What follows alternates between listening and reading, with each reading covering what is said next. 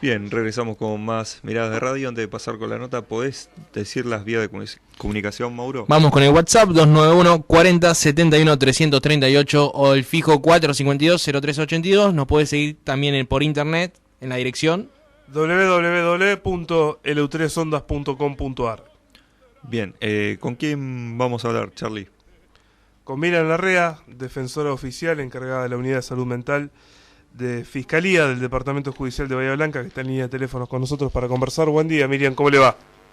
Hola, buen día, ¿cómo están? Bien, bien. Bueno, muchas gracias por estar ahí, por concedernos unos minutos.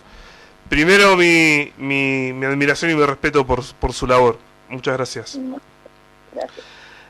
Bueno, la idea de conversar un poco con ustedes a raíz del caso Úrsula Bahillo, pero en general, lamentablemente, es una problemática que afecta muchísimo en los días que corren. Se está visibilizando mucho más, pero pareciera que esto no alcanza porque los femicidios y violencia de género en todas sus formas siguen siendo casos públicos y algunos que no se conocen, pero que cuando uno escarba un poco saltan a la luz. Quería conversar con usted y preguntarle, bueno, desde su función en la Unidad de Salud Mental, ¿por qué suceden estas cosas? ¿Cuál cree que puede ser la solución? ¿Cómo está Bahía Blanca? Bueno, mira, yo tengo la Unidad de Salud Mental y también de violencia familiar. Y estoy en la Defensoría. O sea que atendemos a las personas que son víctimas de violencia familiar, no solamente a las mujeres víctimas, pero obviamente quienes más van, y el problema está justamente en la violencia que se ejerce contra las mujeres. Hijos, por ejemplo, también. No te escuché, perdón. Hijos, por ejemplo, también. Sí, quien sea. Puede ser un bien. Hombre, un hijo, bien. O quien en el ámbito de la convivencia familiar y no convivientes también, sean víctimas de violencia. Pero, te decía, obviamente la mayor demanda y la cantidad de consultas es siempre de mujeres con sus hijos. El panorama está cada vez más grave, tenemos leyes de primera porque no lo podemos discutir, pero digamos que falta articular todos los organismos que tienen que prevenir y además sancionar a la violencia contra la mujer. En el caso, por ejemplo, sale una sentencia que tiene medidas cautelares y no se hace un seguimiento correcto del cumplimiento de esa sentencia y las sentencias se convierten en un escudo de papel, de que no se va a defender para nada porque el hombre sigue violando las restricciones que se les imponen, siguen hostigando, es un grave problema y calculo estoy segura que el tema está en que solo reciben condena quienes cometen delitos, obviamente, pero hay toda una parte de actos violentos que no son delitos, que todo lo que se les puede imponer son medidas de restricción temporarias. Claro. Quería consultarle, ayer justo cuando terminaba el programa vimos la noticia de que la Corte Suprema extendía hasta el 5 de abril todas las medidas cautelares. ¿Cuál es su opinión? Da la impresión de que le faltó un poco de timing a la Corte Suprema y que queda, digamos, muy mal parada en relación a esta medida y en función de que nuevamente un caso de femicidio vuelve a tomar los medios de comunicación y pareciera que siempre el Estado está por detrás de esta problemática. No, pero la Corte ya había sacado, no me acuerdo, creo que a mediados de diciembre, que se prorrogaban hasta ahora mediados de febrero. O sea, que no ha quedado ningún tiempo sin esas prórrogas desde que se inició el ASPO y las primeras medidas del 13 de marzo para la provincia de Buenos Aires. Ajá. Pero el tema está, más allá de estas prórrogas automáticas, está bueno que haya un seguimiento de las personas que son víctimas. Y que cuando el victimario viola esa medida, que ahí recién vamos a estar hablando de delitos, y ahora que realmente haya una investigación de ese delito de desobediencia y que se condene. Las penas son bajas, pero en realidad, si la persona sabe que no va a pasar nada si viola la recepción, porque solamente en el caso de que lo encuentren realmente en este perímetro que tiene restringido, no lo pueden llevar preso tampoco. O sea, si la policía no llega en el momento preciso que el tipo está cerca de la mujer que es víctima, no lo pueden detener. Por esto, o sea, hay hechos de violencia contra la mujer que son delitos. Por ejemplo, las lesiones, obviamente el femicidio, las amenazas, el secuestro. Pero otros hechos que son los que van en escalada y que así estamos llegando al femicidio, son los de hostigamiento, empujones, subestimación, cachetadas, tirones de pelos, dar vuelta a una mesa. Son los primeros signos de violencia que ahí solo toma intervención el juzgado de familia y que solo va a hacer delito en el caso de que haya desobediencia de las medidas. No sé si estoy siendo clara. En el caso de que haya, ¿qué? Perdón. Que haya desobediencia de esas medidas decretadas. Entonces, lo que pasa acá es que la función elemental de los jueces es impulsar a que las medidas impuestas se cumplan sí o sí. De esa manera vamos a estar previniendo consecuencias más graves, que pueden ser las lesiones graves, ¿se entiende? Sí. Entonces es una función importantísima en la justicia y por otro lado también es importantísimo quiénes son los operadores que trabajan en la violencia contra la mujer, en la capacitación, no es solamente una voluntad, sino que está preparado para la escucha, acompañar como se debe, las organizaciones civiles, el Ejecutivo con buenas políticas públicas de los sectores fusiles, etc. Es una verdadera articulación y la ciudad determina que alguna vez haya reformas legales que eso ya sería para el legislativo. A raíz del caso de Úrsula, salió a la luz que el juez, me olvidé el apellido ahora, había pedido un botón antipánico, pero trascendió que en Rojas había solo 2 y había 7 u 8 mujeres adelante de ella. Y cuando suceden estos casos, salen a la luz la cantidad de denuncias que hay contra quien es el potencial victimario, que después termina siéndolo, ¿no? Y esto evidencia que el Estado pareciera estar desbordado, si quiero pensar bien, probablemente haya un poco de negligencia y desidia. ¿Recomendamos de todos modos siempre igual hacer la denuncia? Sí. Siempre. Pero siempre con digamos, advertirle a la mujer que hace la denuncia que cuando hace la denuncia o cuando decide irse de la casa y después de hacer la denuncia, que son realmente los periodos en que mayor expuesta está a la violencia, a esa desesperación del hombre de haber perdido su objeto de dominación. Entonces, suele reaccionar con mayor violencia. Esto no significa que tengan que bancarse toda la violencia psicológica en la casa para que esto no suceda, sino que realmente se sienta protegida, que tenga un entorno familiar o social o de amigos que la estén cuidando. O sea, la denuncia siempre conviene hacerla, pero la víctima tiene que estar preparada para hacer la denuncia y sostenerla, porque después vienen estas cuestiones y que también son entendibles de las personas que sufren violencia que vuelven con el victimario. Y no vuelven porque les gusta que lo peguen, porque suelen hacer estas aclaraciones y estas opiniones. Vuelven porque estas personas tienen la autoestima absolutamente destruida, porque la situación económica no es buena, porque aunque tengan plata, aunque sean de clase alta, normalmente no tienen acceso a lo económico, que son víctimas de violencia.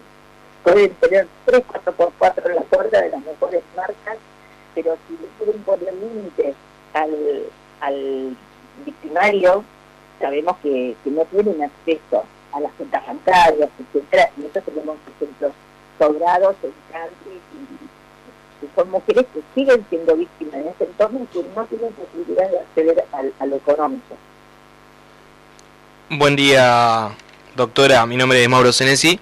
Le quería consultar Acerca de, acá mi compañero Carlos Reyes comentaba que en la ciudad de Rojas había solamente 2 botones antipánico y que había mujeres en esperas por otros más que estaban antes que Úrsula. Acá en Bahía Blanca, ¿cómo está en la cuestión de infraestructura? ¿Se invierte lo necesario para poder dar respuestas a las 200 denuncias mensuales que creo que había dicho ayer González Antunes? Ayer González Antunes. Quería preguntarle eso. Y luego respecto, desde que se crearon estas medidas como la comisaría de la mujer, se está tomando la violencia de género como y el femicidio se ha tipificado como un tipo de delito en sí mismo. Desde que se tomaron estas medidas, ¿ha habido una baja en los casos? ¿Cómo ha sido las estadísticas? No disminuyen para nada los números de violencia. No hay una inversión suficiente para darle a la persona que sufre violencia verdadera protección. No hay botones antipánicos suficientes, son muy pocos los que hay para la cantidad de denuncias que se hacen en Bahía. No hay respuesta cuando la mujer oprime el botón antipánico, no hay respuesta inmediata de la policía. 1000 veces reciben respuestas que les digo que avergüenza al Estado todo, incluso porque soy parte del Estado por el Poder Judicial.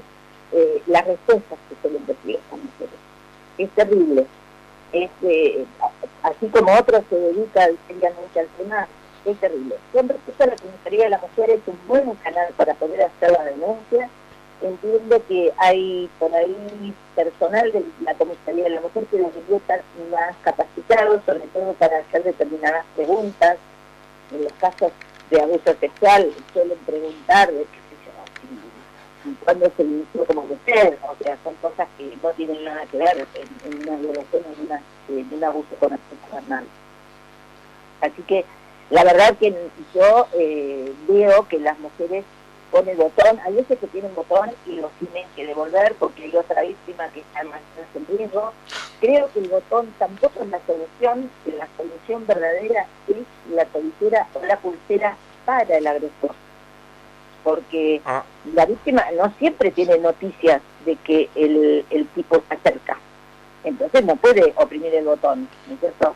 En cambio, si hay un verdadero monitoreo, la policía o quien controle estas cuestiones, sabría que la persona que tiene puesta la televisión o la pulsera se está acercando a ese radio donde tiene restricción de acercamiento. Es interesante lo que usted dice, porque este presunto violador en Capital Federal, acusado de violar a una chica venezolana, que iba a estar en libertad, porque la jueza de garantía así lo había dispuesto, ahora está preso justamente por alejarse y lo detectaron con la pulsera. Es interesante lo que usted dice.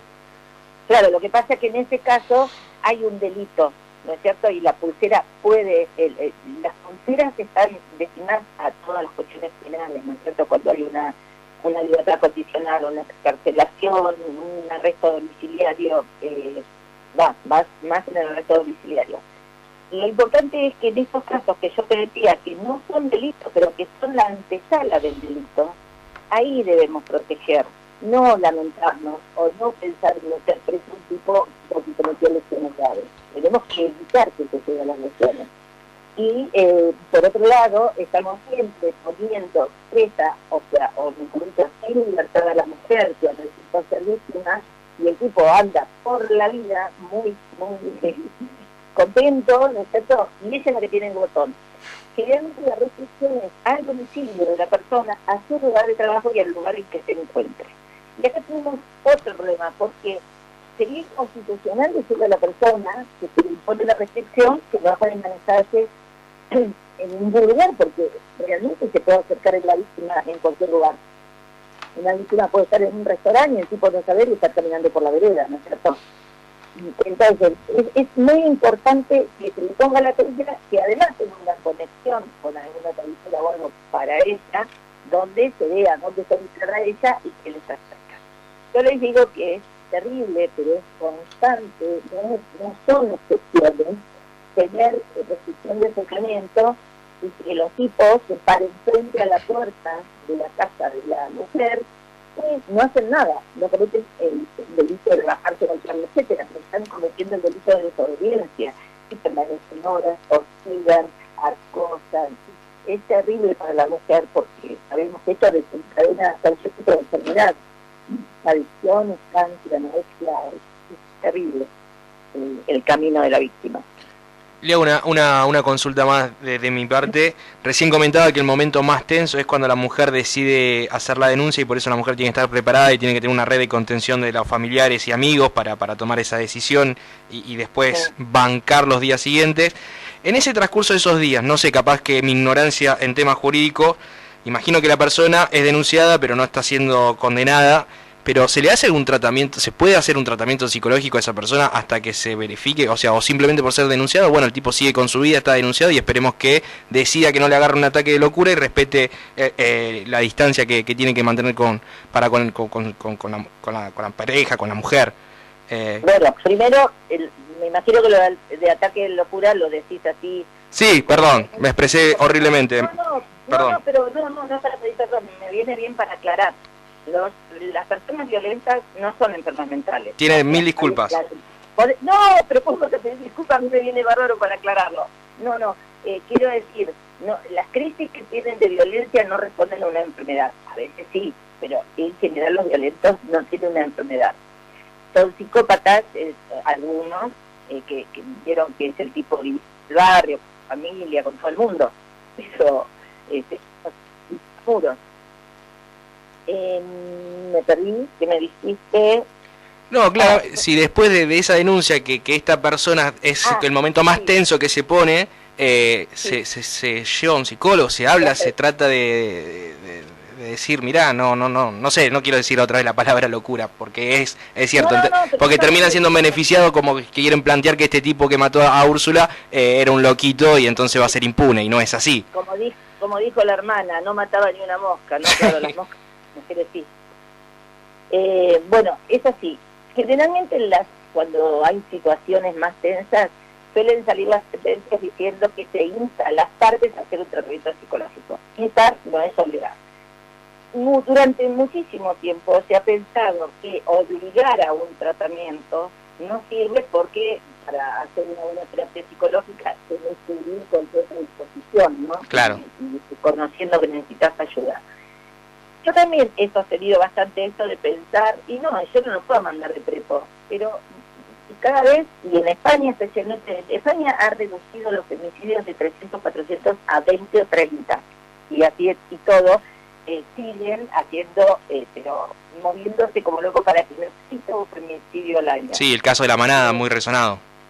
Claro, esos son casos que también fueron terribles las sentencias, pero quiero decir, el de la violencia doméstica, que está muy bien tratado en España, la verdad que, por ejemplo, el hostigamiento, el maltrato psicológico, todo esto está considerado delito. Entonces, el mismo juez que atiende el asunto de la familia también atiende el asunto penal. Yo creo que hay que obligarlos a hacer tratamiento, lo que no significa que esto pueda llegar a tener éxito, ¿no es cierto? No, pero hay que empezar a trabajar sobre los hombres. O sea, todo lo que estamos haciendo con las mujeres, hoy nos demuestra, y sobre todo con casos como el de Úrsula, y tanto, porque llevamos 41 mujeres muertas desde el 1 de enero, y estamos a 12 de febrero. O sea, que algo está fallando. Me parece que hay que empezar a dedicarse a los hombres y a hacer verdaderas campañas de demostrar cuáles son las nuevas masculinidades y también en qué sentido ha perjudicado el patriarcado a las cabezas de los hombres, ¿no? Eso de sos un mariquita si no le pegás, o sos un pollerudo, o el tipo que mata por su honor porque la mala de la mujer lo engañó, ¿no? Entonces hay que empezar a trabajar bastante con los hombres. Bien, para cerrar, me gustaría que aclare una cosa. Suele decirse que cuando una mujer hace la denuncia se le avisa al denunciado y que eso está mal desde el punto de vista quizás axiológico, ¿no? Pero se le avisa por una cuestión procesal. Entonces me gustaría que aclare un poco eso y por último, bueno, que nos repase por dónde se pueden hacer las denuncias, dejar en claro que hay que hacer siempre la denuncia y qué canales tiene una víctima. Bien. Bueno, con respecto a que se le avisa al hombre, en realidad se lo notifica porque también tiene el derecho de defensa que tiene que estar garantizado. Y por otro lado, si sale una restricción de acercamiento O sea, de la denuncia no se le avisa de la sentencia que surge a partir de esa denuncia, ¿no? O sea, la mujer va a la comisaría de la mujer, en 24 horas, eso va al juzgado de familia, fiscalía si fuera delito, y cuando sale la orden de recepción, las medidas de protección a la mujer, ahí se le notifica por dos motivos: uno, por el derecho de defensa, y por otro, y el fundamental, para que diga, para que sepa que a partir de ahí tiene que cumplir con esa sentencia. ¿Eso se entendió? Sí, claro, no se avisa del cahuete, digamos. Claro, bueno, eso ha pasado aparentemente en el caso Úrsula, y yo cuando he tenido personas que justamente son víctimas de violencia por parte de un agente de policía o de una persona conocida, estoy especialmente atenta y llamo a los organismos para que eviten comunicarles. En este caso, cuando te explico, personas famosas, porque cuando uno piensa que las víctimas solo son de una clase social baja, la verdad es que las víctimas de clases sociales altas suelen quedar mucho más encerradas y enjauladas, porque en mi clase alta el victimario suele decir: mire, denuncia, sabes que conozco al médico del hospital, sabes que conozco al juez, estoy amigo del comisario, ¿me entiendes? Es un tipo con muchas mayores relaciones, y la mujer vive mucho más en pánico. El caso de Neus, por ejemplo, es un tipo poderosísimo. Claro. Y después que ella estuvo muerta, y que lamentablemente él se suicidó, porque lo bueno es que cumplan una sentencia, no que terminen inmolándose, en ese caso la mujer había sido víctima de violencia psicológica en forma constante. Y se romantizó el hecho, ¿no? Después también un poco. Pues, ese hecho, pero eso es de libro lo que sucedió. Claro. Que es lo mismo que pasó en el caso Fischer, ¿Farré? Farré, el femicida sí, Farré, que estuvo acá en Bahía. Farré. No sé si estando acá. No sé dónde está ahora. Que escondió un cuchillo en el placar. En el vestido, sí. Eso también fue un error terrible de los abogados, me animo a decir, por más que sean muy famosos, porque ¿cómo van a permitir en una situación donde hay una restricción a que ellos se encuentren en la casa para que ella retire sus pertenencias personales? ¿No es cierto? Claro. O sea, en esa etapa no puede haber acercamiento, o sea, se tendrá que encargar de otra persona. Puede ser que la víctima vaya, bien, pero el abogado no se lo debe permitir. Eso por un lado. Bueno, y las denuncias, ¿dónde están las denuncias? Bueno, yo sugiero siempre que la denuncia la hagan en la comisaría de la mujer y que inmediatamente avisen a la defensoría, al lugar donde se toman las denuncias, donde atendemos la violencia, porque así seguimos inmediatamente el expediente. Es rápido, en Bahía las decisiones se toman rápido, porque en 24 horas el juez de turno tiene, o la jueza tiene la denuncia y toman las decisiones. La verdad que es importante que el juez o la jueza también escuche, porque el artículo 11 de la ley de 2569 obliga a que tengan audiencia con ambas partes en momentos separados. En esas decisiones, el juez o la jueza toman decisiones respecto de los hijos, respecto de los bienes, pero pertenencias personales, obviamente no liquidación de proceso sensual, avisa, o sea, controla si tiene armas, puede llegar a avisar al trabajo. La verdad que es un abanico de posibilidades para que no siga la violencia. Llegar a las 24 horas, inmediatamente suelen sacar una resolución. Lo más importante, que los operadores que toman esas denuncias no lo miren por el fiscal de lo que ellos sabían, ¿no? Porque seguramente si a mí me pasa eso fuera juez dirían: pero esa, ¿por qué no se desactivó? No, yo lo pensaría, digo, que estoy poniendo en lugar. Los peritos, especialmente.